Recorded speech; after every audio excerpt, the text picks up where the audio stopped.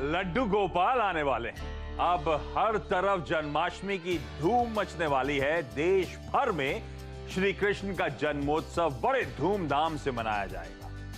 गोपियों की मटकी फोड़ने वाले नटखट कन्हैया को मक्खन बहुत पसंद आता है। मक्खन चुराने की उनकी लीला से भक्त अच्छी तरह वाकिफ हैं। तभी तो जन्माष्टमी पर कान्हा को माखन मिश्री का भोग लगाया जाता है। जिस तरह से कन्हैया परम स्वाद का आनंद लेने के लिए माखन चुरा कर खाते थे, वैसे ही हम आपको आज मुनाफे का मक्खन खिलाने आए। आज हम आपके लिए मुरली वाले जैसे मनमोहक शेयर चुनकर आए हैं ताकि आपको पोर्टफोलियो से मुनाफे का मक्खन मिलता रहे।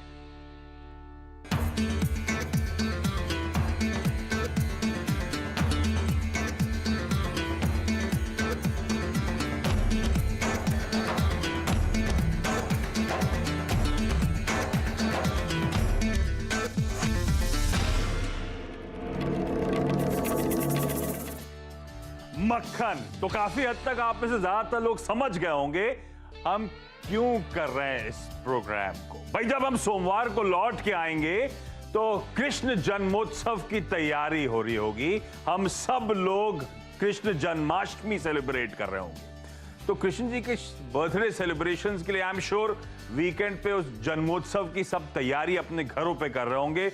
वीकेंड का पूरा फोकस वो रहने वाला है। और जब वीकेंड का पूरा फोकस वो रहने वाला है तो बट ऑब्वियस था कि किसी और पे शो बनता नहीं था, शो इसी पे बनता था। पहले क्विकली बता देता हूं कौन कौन जुड़ने वाला है आज। तो मदद करने के लिए हमारे साथ होंगे होम कैपिटल के राजेश अग्रवाल, साथ साथ होंगे मार्केट एक्सपर्ट सुदीप बंदोपाध्याय और साथ में जगदीश ठक्कर साहब। आप सबका स्वागत है। और अब ज्यादा बड़ा सवाल था जो ज्यादा ऑब्वियस नहीं था उस नाम मक्खन से कि हम लोग करने क्या वाले हैं। तो जैसे खाने में नमक जरूरी होता है, जैसे केक पर आइसिंग का मजा है, जैसे ब्रेड में बटर जरूरी होता है, वैसे ही पोर्टफोलियो में मक्खन का प्रीमियम बड़ा इंपॉर्टेंट होता है। तो बेसिकली आज हम लोग उन स्टॉक्स पे बातचीत करने वाले हैं जो बाजार में प्रीमियम कमांड करते हैं, लेकिन उस प्रीमियम कमांड करने के बावजूद भी बड़े यमी हैं, बड़े टेस्टी हैं और खरीदारी करने के आज भी चीख चीख के वो स्टॉक्स मौके दे रहे हैं। तो सुदीप सर पहले तो आपके पास आ रहा हूं। आइडिया ठीक है ना? मक्खन का वैसे अपना ही मजा होता है ना? बिल्कुल सही आशीष। आप हर हफ्ते कैसे ऐसे मतलब थीम्स चुन चुन के लाते हो, ये इससे मैं हैरान हो जाता हूँ। बहुत ही रेलेवेंट, बहुत ही टॉपिकल। और देखिए, एक तो जो एनवायरनमेंट में हो रहा है वो, और उसके साथ स्टॉक मार्केट को लिंक करके ऐसा थीम निकालना अपने आप में एक बहुत ही बड़ी चीज है और बहुत ही रेलेवेंट है। आज के दिन में देखिए वैल्यूएशंस एक लेवल पे पहुंच गए हैं और सबका सवाल यही है कि ये वैल्यूएशन में खरीदारी सही होगा या नहीं होगा।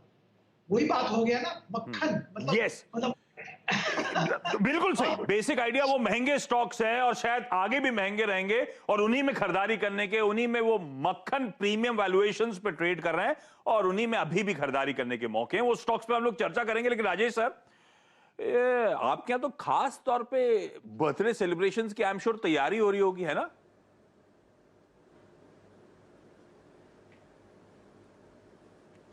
जी बिल्कुल।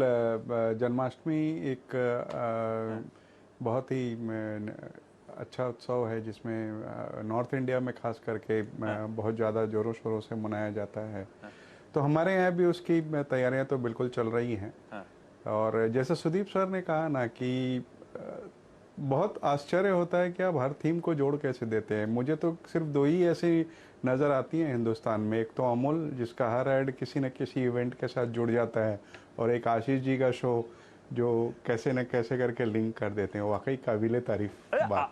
आपका तो एक एनुअल रिचुअल भी है ना, वो सिकर राजस्थान जाते हैं, खाटू श्याम। मैं आपके Facebook updates, social media updates देखता रहता हूँ। वो तो एनुअल रिचुअल है ना आपका?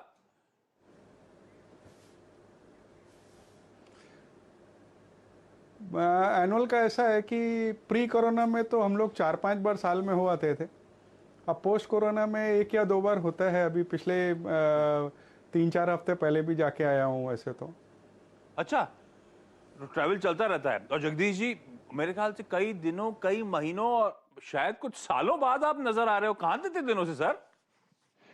सर आप याद कहाँ करते हैं हमें, हम तो पहले से थे। अगर थोड़ा सा आपको रेट्रोस्पेक्ट में ले जाऊं तो हाँ।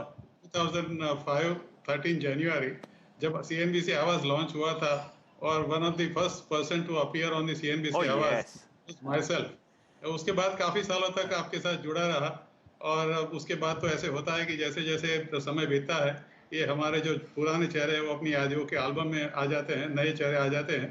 तो अरे भी नहीं सर, ऐसा बिल्कुल भी नहीं है सर। हमारे साथ अलग अलग प्लेटफॉर्म से हमेशा जुड़े रहते हैं, अभी भी जुड़े रहते हैं। अच्छा, एक इमेज स्क्रीन पे लेकर आइएगा, उसके बाद पोर्टफोलियो में जो पिक्स की हम लोग बातचीत कर रहे हैं, मक्खन स्टॉक्स की, उस पर आगे आऊंगा। ये प्रोड्यूसर साहब ने बहुत बढ़िया सा बनवाया।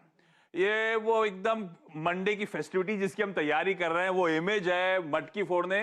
तो जोड़ के तोड़, तो जोड़ के तोड़ मतलब पहले खरीदो, उस मुनाफे को बुनाओ, वो पोर्टफोलियो बढ़िया प्रीमियम कमांड करने लगे, तब उसको फोड़ने का समय होगा। मुनाफे की मटकी फोड़।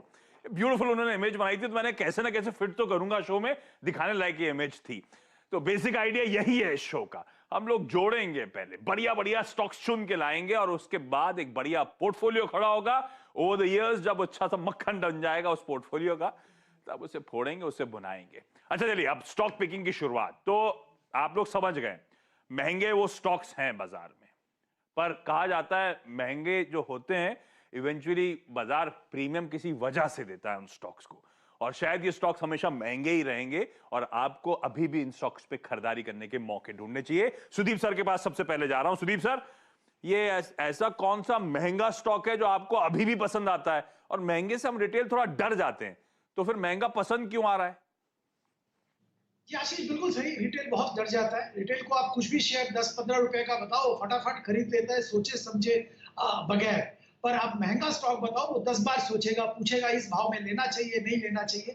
तो देखिए, इंश्योरेंस एक ऐसा क्षेत्र है जहां पे इंडिया में अंडर पेनिट्रेशन सिग्निफिकेंट है, और इसी क्षेत्र का लाइफ इंश्योरेंस का एक दिग्गज कंपनी एसबीआई लाइफ इंश्योरेंस का मैं जिक्र करना चाहूंगा। बेहतरीन कंपनी है, सबको मालूम है। पर वैल्यूएशन के लिहाज से अगर बाहर से आप कोई देखे तो सोचेगा कि बहुत बड़ा ऑलरेडी इंश्योरेंस स्टॉक्स एक वैल्यूएशन पे पहुंच गया है, इस लेवल पे लेना चाहिए, नहीं लेना चाहिए। एसबीआई लाइफ में तो हम लोग 1500 रुपए का टारगेट एक साल के लिए लेके निवेशक को खरीदारी की सलाह दे रहे हैं। खासियत ये है कि दिग्गज कंपनी तो है ही, डिस्ट्रीब्यूशन चैनल बेहतरीन है, और जुलाई अगस्त कोरोना का सेकेंड वेव के बाद अच्छा बिजनेस कर रहे हैं। पिछले दिनों में उनका स्टेटमेंट भी आया था, बहुत अच्छा बिजनेस चल रहा है। डिस्ट्रीब्यूशन चैनल इनका स्टेट बैंक के ब्रांचेस के जरिए बहुत ही बेहतरीन है, और अभी एजेंसी चैनल पे भी फोकस किया है। ये भी एक लो कॉस्ट अच्छा लॉन्ग टर्म डिस्ट्रीब्यूशन चैनल माना जाता है। आने वाले दिनों में डिस्ट्रीब्यूशन चैनल और इम्प्रूव होगा। जो कॉस्ट रेशियोज है वो बेहतरीन है इंडस्ट्री में। परसिस्टेंसी बढ़ रहा है, प्रीमियम कलेक्शन तो देखा ही है हमने बढ़ा है, और इनका जो मार्जिन है वो compare to other private sector player थोड़ा नीचे था, पर अब जैसे मार्जिन भी बढ़ रहा है, इससे लगता है कि FY23 तक इनका मार्जिन भी लीडिंग प्राइवेट प्लेयर के आसपास आ जाएगा। ओवरऑल सारे नजर में रखते हुए, इंश्योरेंस अंडर पेनिट्रेशन नजर में रखते हुए, यहाँ पे हम लोग खरीदारी की सलाह दे रहे हैं। और पीयर कंपैरिजन में जो दिग्गज प्लेयर है इस प्राइवेट सेक्टर के, उनके कंपैरिजन में अभी भी बहुत ही सस्ता लग रहा है।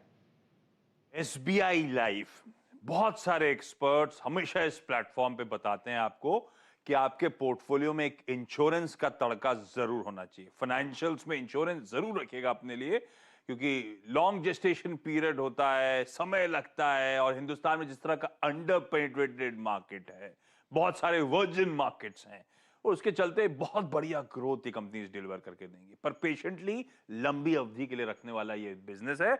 एसबीआई लाइफ, सुधीर सर ने तमाम रीजंस हाईलाइट कर दिए क्यों अपने पीयर से ज्यादा पसंद आता है। तो एसबीआई लाइफ पे दाव लगाइएगा। ऑलमोस्ट 1200 के लेवल्स के आसपास खड़ा हुआ है, नियर हाइस पे कामकाज कर रहा है, महंगा है पर प्रीमियम हमेशा कमांड करेगा। ये स्टॉक यहां से भी अच्छी मजबूती दिखाता हुआ नजर आएगा। 9 से 12 महीने का टारगेट आप लोगों की स्क्रीन पर है, पर I am hoping insurance as a play में लॉन्ग जेस्टेशन लंबे समय के लिए रुके तो मेरे ख्याल से बहुत गजब के रिटर्न्स इस स्पेस से कई सारे स्टॉक्स डिलीवर कर सकते हैं। सबसे प्रेफर्ड आप लोगों की स्क्रीन पर। राजेश जी, कौन सा स्टॉक है महंगा और फिर भी अच्छा लग रहा है? क्या होता है वो जो दिखता है भाव उस लिहाज से महंगा, या महंगा वो वैल्यूएशंस बहुत महंगे हो गए?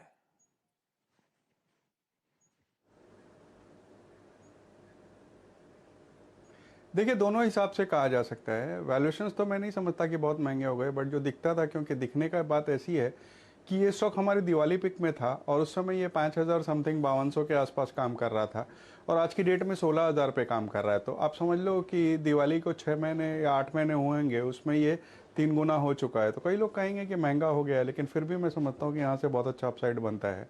स्टॉक बजाज फिनसर्व का है। अगर आप देखेंगे तो ये बजाज ग्रुप के एक एनबीएफसी है जो कि होल्डिंग कंपनी है उनके तमाम फाइनेंशियल सर्विस बिजनेस की, चाहे वो फिर बजाज फाइनेंस हो जिसमें वो 53% के आसपास होल्ड करती है, या जैसे सुदीप सर बता रहे थे कि इंश्योरेंस एक अंडर पेनिट्रेटेड है, तो इसमें भी ये दोनों इंश्योरेंस बजाज के जो हैं लाइफ और नॉन लाइफ दोनों इसमें 74% होल्डिंग है। बजाज हाउसिंग फाइनेंस में और बजाज फाइनेंशियल में 100% की होल्डिंग है। और सबसे अच्छी बात है कि डेट फ्री है और पिछले दिनों इन्हें एएमसी की अप्रूवल सेबी के थ्रू भी मिल गई है। तो कहने का मतलब है कि एएमसी बिजनेस में भी आ रही है और एनबीएफसी के हिसाब से भी इनकी जो पहुंच है ब्रांचेस के लिहाज से पूरे हिंदुस्तान में फैली हुई है। मैं समझता हूं कि यहाँ से भी ये बहुत अच्छा रिटर्न दे सकता है। बहुत छोटी अवधि की बात करूं तो छोटी अवधि से मेरा मतलब है कि इस जन्माष्टमी से अगले जन्माष्टमी तक हम 19,000 का टारगेट मान के चल सकते हैं। बट मैं समझता हूं कि जिस तरह के सारे ही वर्टिकल्स इनके ग्रोथ दिखा रहे हैं, ये वहाँ से भी ऊपर जा सकता है। बट फिलहाल साल भर के लिए अपने 19,000 का टारगेट मान के यहाँ निवेश की सलाह दे सकते हैं। एनबीएफसी, इंश्योरेंस, सबका तड़का आप लोगों की स्क्रीन पर। तो देखिए एक और इंश्योरेंस पिक कह लीजिए, बजाज फिनसर्व, खरीदारी करने के मौके। और हाँ, साल के लोज मेरे ख्याल से थे वो 5,000-5,500 के लेवल्स के, 16,000 पे आके खड़ा हुआ है। 3 गुना उसकी तेजी आपने भुनाई थी सीएनबीसी आवाज के साथ, और अभी भी खरीदारी करने के मौके। 19,000 तक के टारगेट्स अगली जन्माष्टमी तक दिखाता हुआ नजर आएगा और इवेंचुअली हो सकता है यहां से भी और अच्छी मजबूती देखने को मिलेगी। अच्छा, मुझे स्टूडियो पीसीआर से एक बड़ा इंटरेस्टिंग कमेंट आया। राजेश जी, बजाज फिनसर्व पहले 17,000 छुएगा या निफ्टी पहले 17,000 छुएगा?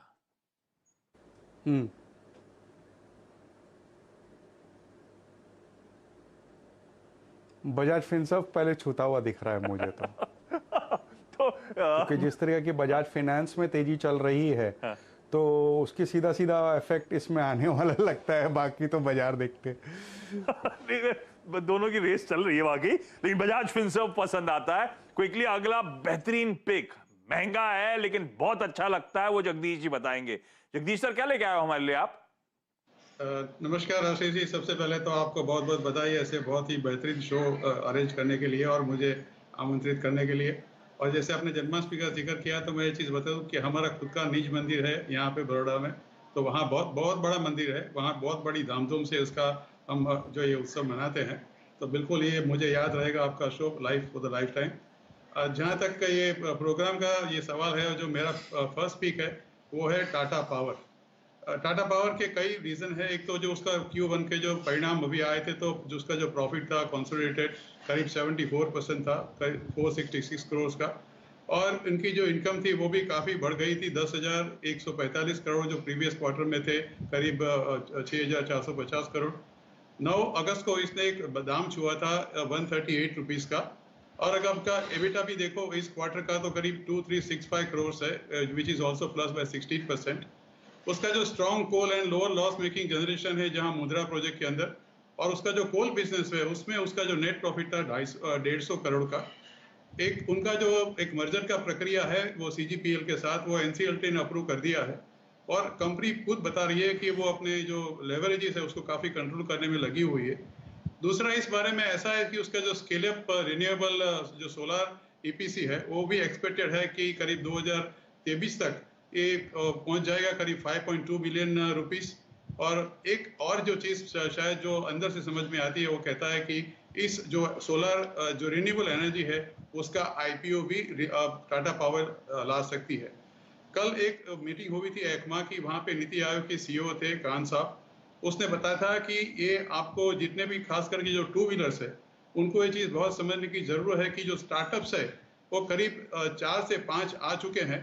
और जो ओला का भी अभी जिक्र हुआ था, उसने करीब जो कैपेसिटी लगाई है 2400 करोड़ रुपए के प्लांट में, they can manufacture up to 1 crore 2 wheelers per year.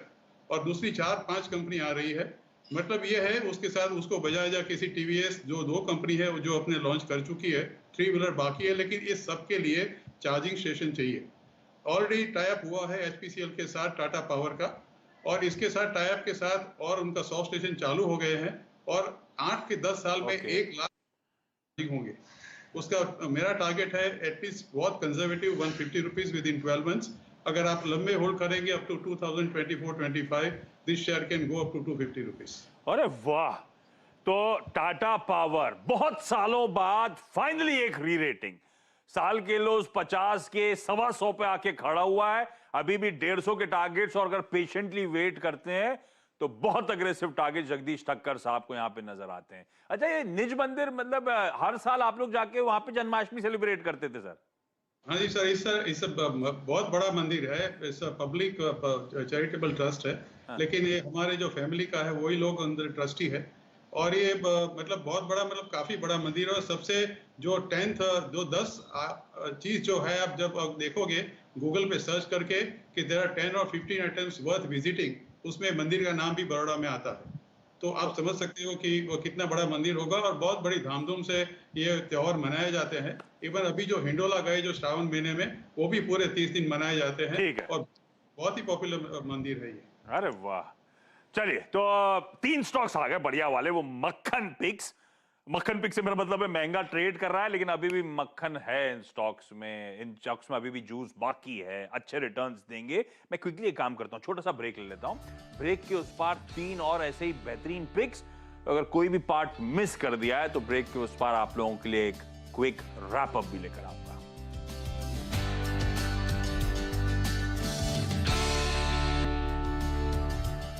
मक्खन ब्रेक के बाद आपका स्वागत है। तो हम लोग बातचीत कर रहे थे उन स्टॉक्स की जो वैल्यूएशन वाइज शायद महंगे लगते हो आपको, लेकिन ध्यान रखिए ये शायद महंगे थे और महंगे ही बने रहें, और यहां से पैसा भी यही इसी तरह के स्टॉक्स कमांड करें, आगे भी दिलाएं। तो हमने कुछ स्पेसिफिक स्टॉक्स पे ऑलरेडी बातचीत कर ली है। तीनों एक्सपर्ट्स आपको आपकी स्क्रीन पे नजर आएंगे। मेरे पास समय नहीं है, मैं क्विकली अगली पिक्स पे चले जाता हूं। राजेश सर, आप शुरू करो। पहला अगला स्टॉक कौन सा है, ये बजाज फिनसर्व के बाद?